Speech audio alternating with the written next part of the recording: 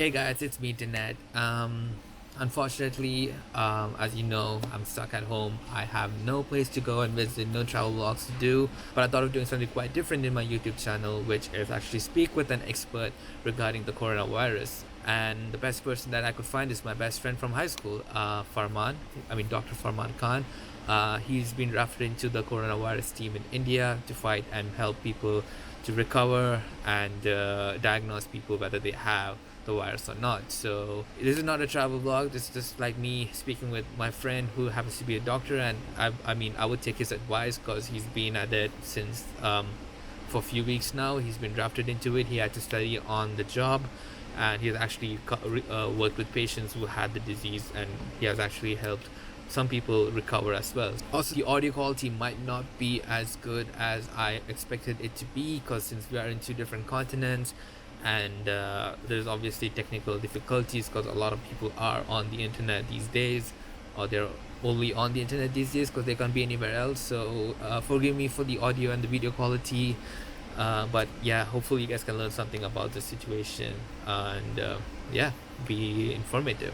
Hi, Farma. It's so nice to finally talk to you after like so long. I know that you have been kept busy with what's happening around the world, and I'm so glad you're taking your time to like speak with me. It's been a while since I've spoken with you, and I hope you're doing well. And I just have so many questions regarding what's happening around. And since you have been in the team fighting for the coronavirus in India, I thought no, there's no other person that I want to speak with apart from a professional like you. So, Farman, Dr. Farman, how are you doing? Hello everyone. Hello, Dinete. I'm doing really fine. It's glad we are talking after a long time, and it's just been a very rough week for me. But yes, it's been a life-changing experience till now, and I Uh, hope things are good in the future. Just having a positive mindset right now. Dr. Farman, how did you know that you were going to be part of the COVID-19 team in India? And what was your family's reaction to you being a member of this team? At first, I mean, because all of a sudden we had COVID positive patients, we had been planning and executing and getting things in place, Mhm. and we already had a team in place that was taking care of the COVID ward Mhm. when we had no patient at all. Mhm. But after some time, one of our junior doctors had got infected. Oh, uh, he was put into the ward, and with him, we had contact tracing done, and the whole team that was with him was quarantined. uh-huh. And that's why all of a sudden a second team was made uh, Right. in 2 days. And I was called by my seniors that I have to join this team. Uh-huh. So one day before joining the team, I just did not want to speak to anybody. I just wanted to sit at home and just think about it, what needs to be done. Uh-huh. Um, I thought over it. I mean, I had that fear factor in me. I was in two minds if Mhm. I should, say no to it because I was already on some medication that I was getting from the department. I mean, from the hospital. Mhm. So I had an option of refusing. The next day, I was like, okay, let's just do this. I just need to be on. If I need to be on the front line, I need to be. Mhm. I can't think over it. And that's when I had decided and I told my senior that, okay, I'm onto the team. I don't Mhm. mind. And I will take, I will stay forward and I will do the best I can. Uh-huh. And once I had informed my senior, that's when I told my aunt, who I was Mhm. staying with before, and she was taken aback. She said that why do you have to go? You can just say no. I Mhm. mean, you're on a training job. It's not your responsibility. I tried to convince her, And I said it's all right. I mean, I'm a doctor, be it corona or be it, no corona. I have to be there for my patients. It's my uh-huh. responsibility as a healthcare professional. And what And about your yeah, family? What about like what do you tell your mom, your brothers, your once dad? I What? had convinced my aunt because I was staying with her before. Uh-huh. I called up. I just messaged on the family group Hmm. that I have joined the team, and from today onwards I would be going. Wow. Uh, and I convinced them, and they understood that okay, they were far away, but I don't know how they felt. I mean, I did not see them. Hmm. I don't know how they felt that time, but I neither did I ask them because I got too busy on the Right. team. I had to turn down my parents' calls. Mm-hmm. I couldn't speak to them. I just could speak to them once my duty was over. So I Mm-hmm. never got to understand how they felt. Mm-hmm. But yeah, I'm sure they always told me just to be extra careful, and I just told them that don't worry. Mm-hmm. Uh, I have to be extra careful, not only for myself, but Mm-hmm. the whole team together. I need to take care of each and every one on my team because I don't want anyone carrying any kind of bug back home that might, cause Right. the community spread to happen. Mm-hmm. All right. How's it been in the last 2 weeks? So how, has there been any improvement in terms of the cases coming in terms of people recovering? What's your thoughts on that? It's been really tough for me to say that because just a month back, I mean, on 30th Jan, we had our first cases in Kerala. I mean, it was the Jan time when we had the first three cases in Kerala. It felt Mm-hmm. like, yes, it's just something that has been contained in China in December 2019. And then all of a sudden, there was an increase in the cases and the countries that were involved. Uh-huh. Uh, Firstly, we thought that it's just an infection that's going around in markets, the local markets in Mm-hmm. Wuhan, the city of China where it began. Mm-hmm. But as we know, as the world knows that now it's a global crisis. It's a pandemic disease that's spreading like wildfire, not only in certain continents, Mm-hmm. not only in certain regions, just affecting the whole uh, human beings and the whole world as Right. such. So what is it about this virus that's different from the ones that we previously had, like the SARS, the bird flu, the swine flu? Why is this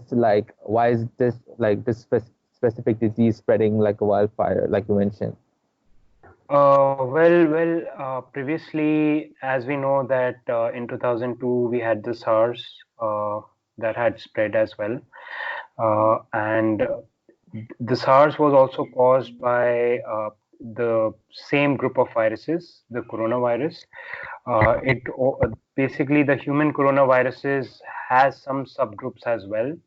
So there is the alpha coronavirus, the beta coronavirus, and even SARS was a subset of the subgroup of beta coronaviruses. Mhm. Whereas this new virus that we have, the COVID-19, is also a subset of the beta coronavirus Mhm. that's currently present.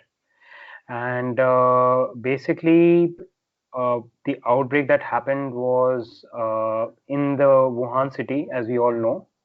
It's in Mhm. the Hubei province of China.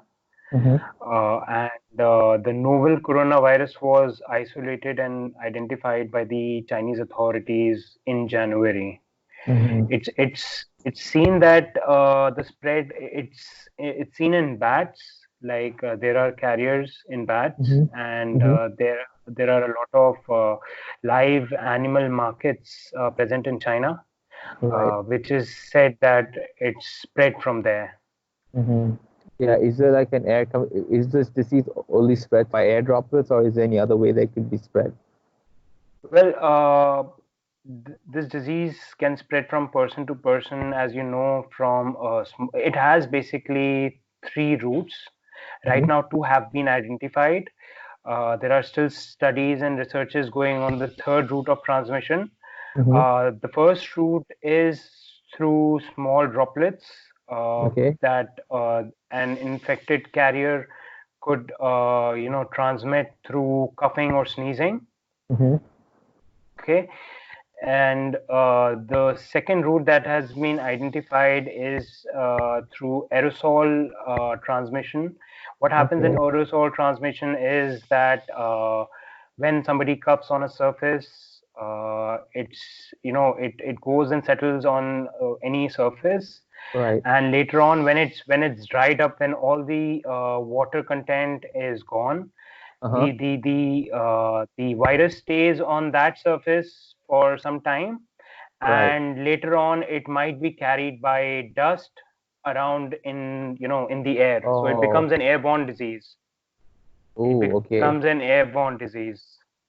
Wow. And so this is the second kind of transmission that is seen in COVID-19. The third transmission that is still being researched upon is the fecal-oral route of transmission. It's seen Okay. that the virus has been shed in the human waste as well, Uh-huh. and that could lead to the third transmission route. Okay. So Yeah. would you say that wearing a mask or something like that would help prevent like the second and third, well, mainly the second mode of transport? Like, would that help in preventing it? Yes, we need to disinfect things at a very large scale. I mean, the government authorities need to take this in mind, that they carry out massive, disinfecting Mm-hmm. campaigns all around cities where Uh-huh. there is a lot of spread of this disease, because there can be chances that it's being suspended in the air, Mm-hmm. and it has a life on certain surfaces. I think for an airborne aerosol Mm-hmm. distribution, it is about 3 hours. Okay. Um, yep. What about the temperature? Like I heard that if in warmer climates the virus doesn't sustain for that long. So is it a case about that when we are going towards summer, this virus, the spread of this virus could decrease a lot more than it was in winter, like in Jan and Feb? In the previous subgroups of human coronavirus, it was seen that it was susceptible to certain things, including heat. But right now, we have no clear evidence for this, that if it is this, the susceptibility is same as it was previously to heat. Mm-hmm. So we are still inconclusive on that. Yeah. Okay. And what about your immunity? If your body's immunity good enough to like sustain this virus by itself? Like let's say for a healthy adult. Well, I would categorize into two groups, the low risk groups and the high risk groups. Basically, the low risk groups would be healthy adults, uh, in the age group of about younger than 65, 60, 65. So 5 to 65, we have seen that there has been they can be considered into low risk if they don't have any other problems like respiratory illnesses, or immunocompromised state, or persons with comorbidities, especially heart problems, hypertensive, Mm. diabetes. Uh, so they would be considered into a low risk group. What's more important is that the people in low risk groups can definitely have mild symptoms, uh, who might be tested positive. Mm-hmm. But the most dangerous part is that they can be carriers of the virus. Uh-huh. Yes. Right. Is that why And the yeah, no, go ahead, go ahead. so it's really important that we know if there are any healthy carriers in the community, Uh-huh. because they might have they might be asymptomatic, or they would have really mild symptoms, but Uh-huh. it would be really dangerous for the people who are coming under the high risk groups, who are extreme of ages, person Mm. with comorbidities like heart and lung problems, and Uh-huh. these people who have an immunosuppressed state, people who don't have who have a very weak uh, immune system, Uh-huh. and other people who are healthcare workers who are directly coming in contact. So it's really important for us to keep the healthy carriers away from the high risk groups, as we would have anyone who might be at high risk in our household, in our family, and we Mhm. would be coming into direct contact or indirect Mhm. contact Mhm. through people touching the same surfaces where they might have left any viruses. Mhm. So we don't want that to happen, because it would really, that's what has been seen in the reports that we have had, that Mhm. it's the mortality has been high in extreme of ages. We have seen as we grow older, the mortality has increased, and it has just like gone twofold, three, fourfold Mhm. with age. What Uh, about the antidote? Has there well, been? I wish I could answer a positive, could have given a positive response on this, but Mhm. sadly, we don't have an antidote made right now, Uh-huh. as this is different from the previous subset of coronavirus. Mhm. It has some different, it's not the same kind of coronavirus that was seen before, Mhm. and that's why the researches are still going on in making an antidote for it. Mhm. Just to be a bit positive here, I just, as of today, there have been more than 100,000 recoveries that have happened. My question is that how, are these recoveries, like, how do you verify, since you work in this field and in this team, how do you verify that these recoveries are recovered or that they might not show a symptom later on? Uh, well, for that, we what we do is we carry out two. The microbiology team carries out certain tests on the samples we provide them with. Uh-huh. They check the viral load in the nasal and throat swabs. Mm-hmm. It's like scraping samples from behind your throat and from your nasal passages. Okay. Apart from that, we also send the blood samples, and we send the urine samples, Right. and we send the fecal samples, and then we make sure that if the result is coming negative or not. If at Uh-huh. all a healthy adult who is being tested positive, an adult who has been tested positive for the virus comes out to be negative in one Right. of his reports, Mm-hmm. what we do is in 24 hours we repeat the sample. Uh-huh. So that's like a confirmatory sample that we send. Okay. And if two consecutive negative samples are drawn from the patient, Uh-huh. we discharge him back home Okay. on 2 weeks of home isolation. Right. And do you also like work with other countries as well? Because since this everyone seems united in this whole pandemic, so like would people from India, like in your team, do you guys take research from China or Italy or US, UK? Do you guys work collaboratively among nations, or as of now, it's like I know that Italy had doctors being sent from other countries, but in general, like, would you all consult with one another country? Definitely. I mean, we all are in this together, and if we don't help each other out, it's something that is, risking the whole of mankind. Mm-hmm. And there have been really disturbing, videos that have surfaced from doctors working there, and they just started crying and telling the situation what's there, and seeing all this, of course, we need to work out together, and we have been working out together. Mm-hmm. Uh, the senior authorities of every country, I'm sure they're in contact with each other, and whatever help, whatever data every country has of its own people who have been infected in this, they're Mhm. sharing it with other countries so Right. that other countries have a look, and they can go about it as well. How long do you think this is gonna last? Especially like the rate of it increasing exponentially. What's your estimate?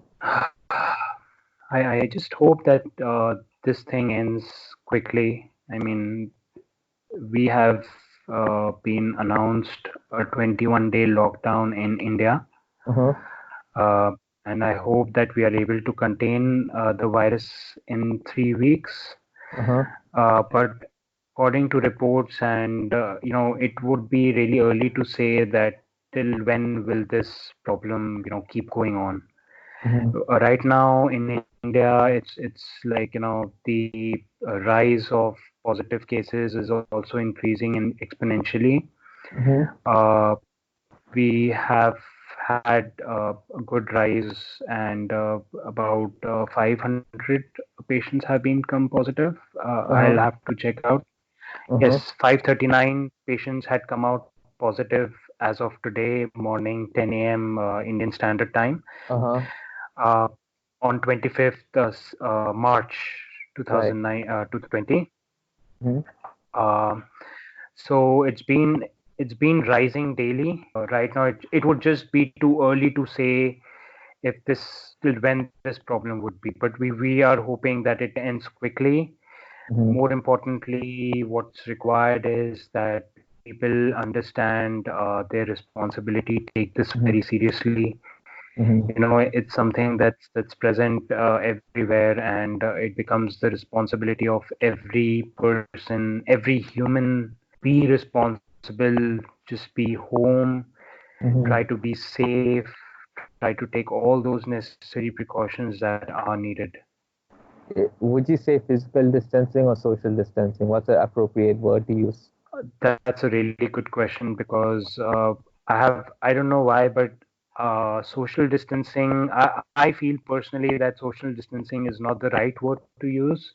Uh-huh. I mean, these days we need to socialize even more, Mm-hmm. but we need to maintain that physical distance. Right. Because you're not the only Mainly, one who would be agreeing. I picked up this term from like another health expert who was speaking on CNN, and she also mentioned physical distancing over social distancing, and that like you mentioned, it was like a wrong term that was kind of yep, became viral. yep. I mean, people are using social distancing, but as this is something that is everyone's responsibility, it's really important that we have the right mindset. Uh-huh. We are psychologically strong enough Mm-hmm. together. Right. I would suggest that, but we maintain that physical distancing that's required. Right. So we should not socially distant ourselves, but Right. just maintain Physically. that physical distance and socialize even more. Take care of each other even more as much as possible, because cities have been in lockdown. Mm-hmm. People are suffering somehow or the other, Mm-hmm. and we just don't want to make this virus spread, and we just want to Mm-hmm. contain it, and we want to keep people in the right mind out of the fear that's required. That's what's most required. Yeah.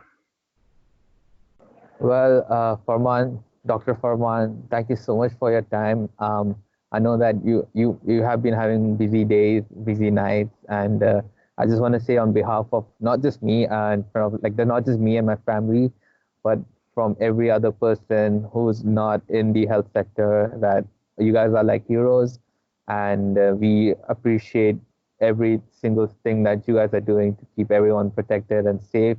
And I hope that everyone else, like me included, would stay home and stay and listen to you people so that you guys can have much lesser burden in your shoulders. And since it is something that if we all take a stand and like just stay indoors, like you guys mentioned to Yes. do, but on behalf of me, my family, and everyone that I know, I just want to say big thank you to all you guys, and literally you have all our prayers with you. Really appreciate it. And yeah, thank you so much for doing this video. And hopefully, things, I mean, the next time I speak with you, things have gotten much better. I look forward to I that. hope so. All right. I hope So, so. And I'm open to all questions if anyone wants to ask in the future. mhm, I would be happy enough to answer them, uh-huh, make them less fearful, but mhm, at the same time make them understand that why this is really important, why mhm, these lockdowns are important, why we are containing ourselves in our homes, in the uh-huh, four walls. People, there are people who can't stay inside, but they have to, mhm, considering, uh, you know, a social responsibility. mhm. And if anyone has a question in mind, I am definitely ready to answer them. Yeah. All right. All right. Thank you so much, Farman. And hopefully, I hear some positive news from you soon. All Thank right. you. All right. Take care. Bye bye. Bye. Thank you.